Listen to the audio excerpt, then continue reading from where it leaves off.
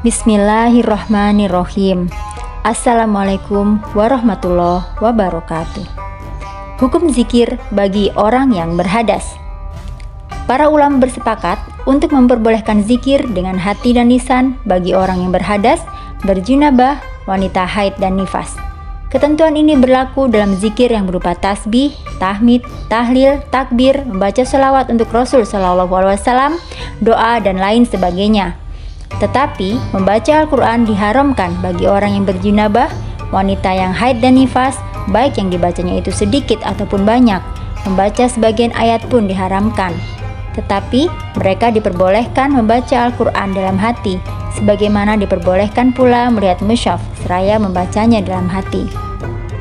Teman-teman kami mengatakan bahwa orang yang mempunyai jinabah dan wanita yang sedang haid, ketika keduanya tertimpa musibah, diperbolehkan mengucapkan kalimat Inna lillahi wa inna ilaihi roji'un. Sesungguhnya kami adalah milik Allah dan kepadanya lah kami kembali.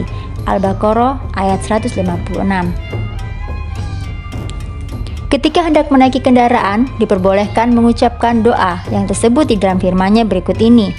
Subhanalladzi sakhkhara lana hada wa ma kunna lahu muqrinin.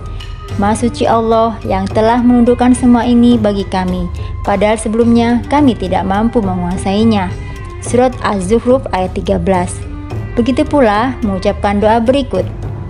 Rabbana atina fid dunya hasanah wa fil akhirati hasanah wa qina adzabannar. Wahai Rabb kami, berilah kami kebaikan di dunia dan kebaikan di akhirat, dan peliharalah kami dari siksa neraka. Al-Baqarah ayat 201. Tetapi semua itu dengan syarat, hendaknya ia tidak berniat membaca Al-Quran, melainkan hanya sekedar berdoa dan berzikir. Mereka pun mengucapkan kalimat dengan nama Allah dan segala puji bagi Allah. Jika mereka tidak berniat membaca Al-Quran, baik dengan niat zikir ataupun niat lainnya, mereka tidak berdosa, kecuali jika sengaja berniat membaca Al-Quran. Mereka diperbolehkan baca ayat yang tilawahnya telah dimansukh seperti firman berikut. Asy-syaikhu wasyaikhatu idza zanaya farjumuhuma. Laki-laki dan perempuan tua apabila keduanya melakukan zina, maka rajamlah keduanya oleh kalian. Apabila seorang yang berjinabah atau haid mengucapkan kalimat berikut kepada seorang, khudil kitaba biquwwah, ambillah Alkitab itu dengan sungguh-sungguh, Maryam ayat 12, atau mengatakan kalimat berikut, udkhuluha bisalamin aminin, masuklah ke dalamnya dengan sejahtera lagi aman, surat Al-Hijr ayat 46.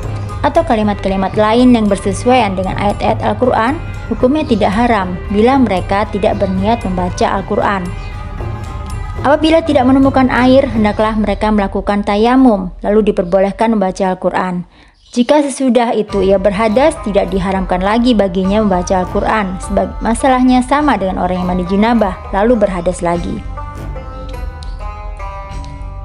Tidak berbeda dengan tayamum yang dilakukan karena tidak ada air di tempat tinggal atau perjalanan, maka ia boleh membaca Al-Quran sesudah melakukan tayamum, sekalipun sesudah tayamum ia berhadas.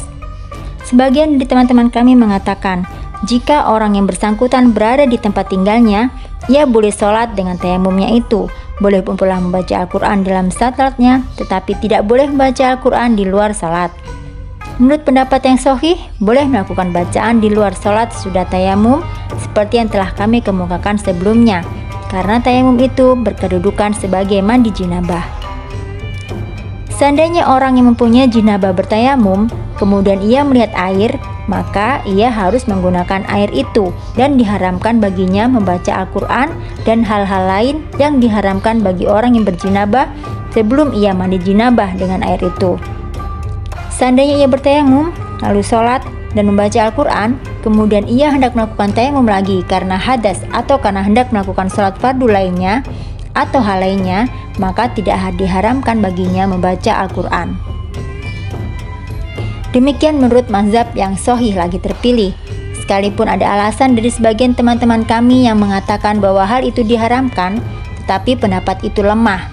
Jika orang yang berjinabah tidak menemukan air dan tidak pula debu, ia harus sholat untuk menghormati waktu, tetapi haram baginya membaca Al-Quran di luar sholat, sebagaimana diharamkan baginya membaca selain dari Al-Fatihah di dalam sholat. Apakah haram membaca Al-Fatihah? Sebagai jawabannya, ada dua pendapat. Menurut pendapat yang paling sahih, tidak haram, bahkan wajib, mengingat sholat tidak sah tanpa Al-Fatihah. Sebagaimana sholat diperbolehkan karena darurat, maka orang yang punya jinabah diperbolehkan pula membaca Al-Quran. Sedangkan menurut pendapat yang kedua, haram, bahkan sebagai penggantinya orang yang bersangkutan, yaitu orang yang sama sekali belum dapat membaca Al-Quran, diharuskan mengucapkan zikir-zikir. Demikianlah pembahasan mengenai cabang-cabang masalah ini yang kami anggap perlu untuk dikemukakan dalam pasal ini, mengingat berkaitan erat dengan apa yang telah kami sebutkan. Bagi yang ingin memperdalam masalah tersebut dapat merujuk kepada kitab-kitab fikih yang mengandung keterangan lengkap mengenai masalah ini. Wassalamualaikum warahmatullahi wabarakatuh.